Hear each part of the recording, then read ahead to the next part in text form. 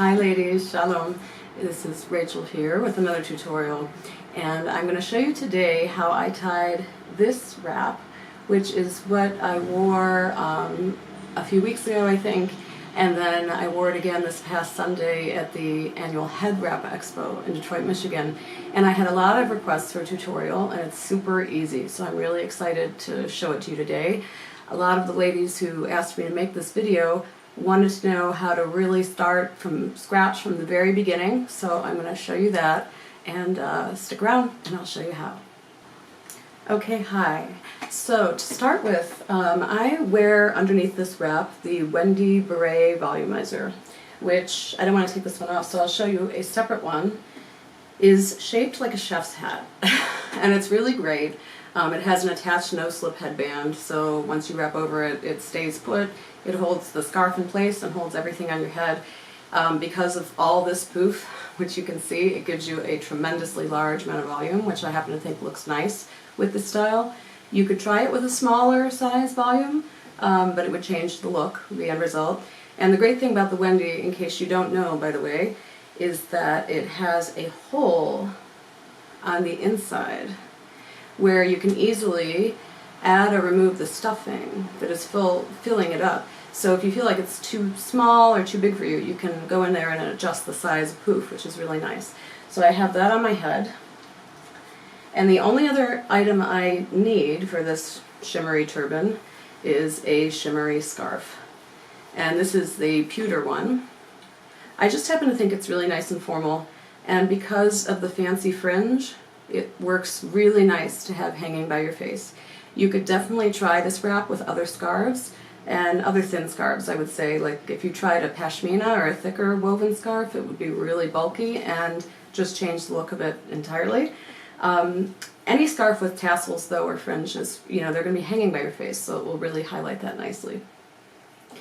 So to start with, I'm going to put my shimmery on my head with one side short and one side long. And I do not, because I'm wearing so much volume, I'm not bothering to fold it first.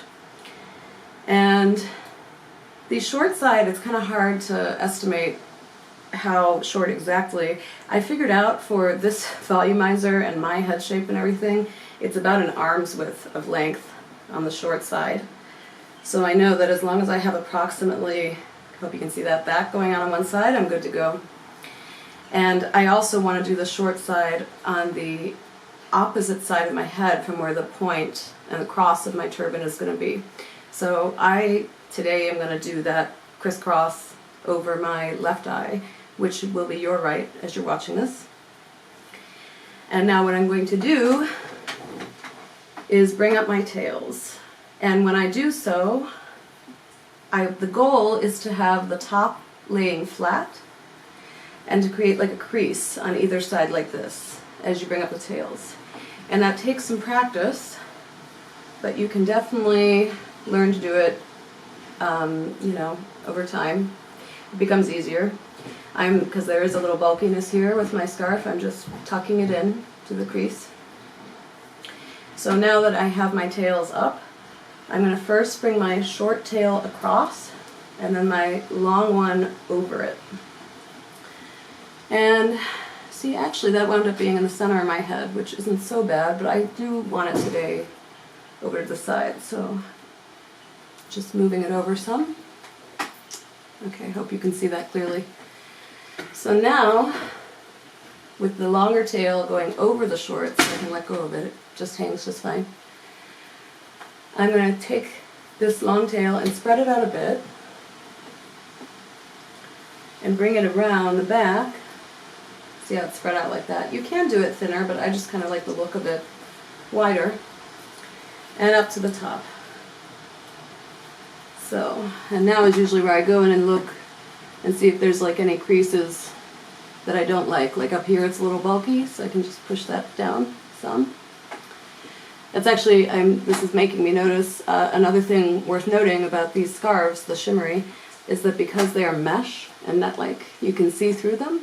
So you might, I don't mind the black showing through this pewter color, but if I did, I would probably just wear an underscarf wrapped in a simple way, just so that it was more opaque looking. So now that I have my two tails, I want to make a half knot, and I want to have my short tail coming out of the bottom. Almost every time I've done this, there's been one long tail and one short, which you can see. And occasionally, I think I did it once where they were about even, and it wasn't such a big deal. I just kind of picked one or the other. So I'm going to bring my long tail across the short one, and then pull it up through behind to make my half knot. Okay. All right. And you can position this knot higher or lower on your head. That's entirely up to you. But so as you can see, I have like a loop of fabric here. And now, to make that kind of fan or shape that almost looks like a fascinator, which I like a lot, by the way, I simply open it up, open up the poof, the loop, which if you've seen my Israeli Tichel flower tutorial, you can see how to do that more clearly. And then I tuck it underneath itself here. And that has created my poof shape. So that's really it. There's one additional step that I've been liking doing. And I'll show you, but actually before I show you that, I'll just say, if this is too much for you, you simply find the tail, that's the bottom end of it, and pull it back through a bit more, and you'll see that as it kind of inches down very gently with little tugs, it will make the poof smaller. And you can open it up more, open it up less, that's entirely up to you. And then I just like to tuck the ends behind the scarf itself, but that's also optional. You can leave it over and have it just fan like so. Okay. So it creates that kind of look. Alright, whoops, pulled it through. Alright. So now that optional last step is with the long tail. I didn't want it hanging so much by my face. So I simply took it behind the short fringe behind it. And then with this piece of fabric here, which is truly was the long tail that we brought around, I just kind of tuck it in a bit behind that so that the fringe is still hanging, but it's not right by my face. And see, you can position it like so on the side of your head, or you can do it higher up.